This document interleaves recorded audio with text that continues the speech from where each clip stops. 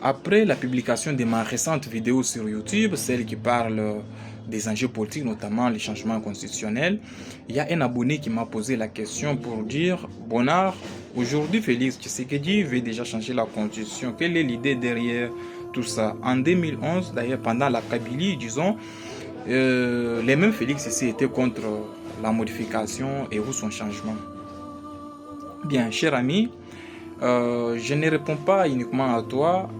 Je profite de cette occasion pour répondre à tous ceux qui sont dans une perplexité mentale et qui veulent vraiment avoir des idées claires, surtout sur les enjeux politiques.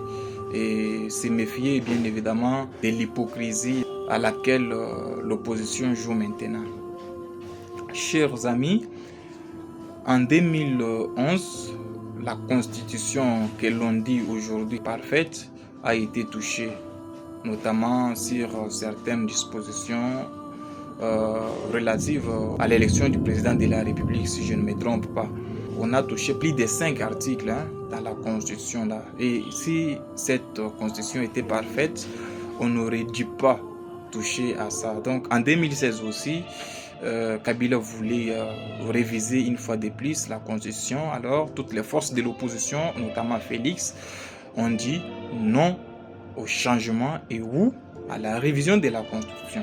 Ce n'était pas parce que la constitution était parfaite, c'était uniquement dans le but de barrer la route à Kabila qui avait déjà rendu ce pays une vache à lait et qui voulait bien sûr rafler un troisième mandat et ou s'éterniser au pouvoir, disons.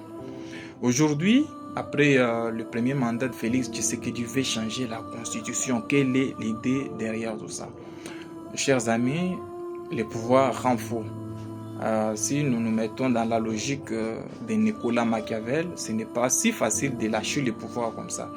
Tous les partis politiques sont nés dans le but d'abord de prendre le pouvoir et les garder le plus longtemps possible. C'est ça le but principal de tous les partis politiques, qu'ils soient des masses ou des cadres, tous sont derrière cette idéologie. C'est dans cette optique-là que vous pouvez aussi comprendre l'idée derrière cette initiative du changement de la Constitution. Mais après cette hypothèse que je viens de mettre là, il y a encore une autre idée derrière laquelle on essaie de se cacher. C'est adapter la Constitution aux réalités contemporaines. Vous voyez, on ne peut pas venir comme ça auprès de la population lui dire non, nous l'IDPS, nous voulons déjà nous éterniser au pouvoir. Voilà pourquoi nous avons besoin de 100 000 signatures pour pouvoir déposer notre pétition à l'Assemblée nationale. On ne va pas venir vous dire comme ça. On va venir jouer à l'hypocrisie avec des mots doux. Vous voyez, c'est la Kabylie qui bloquait. Vous voyez.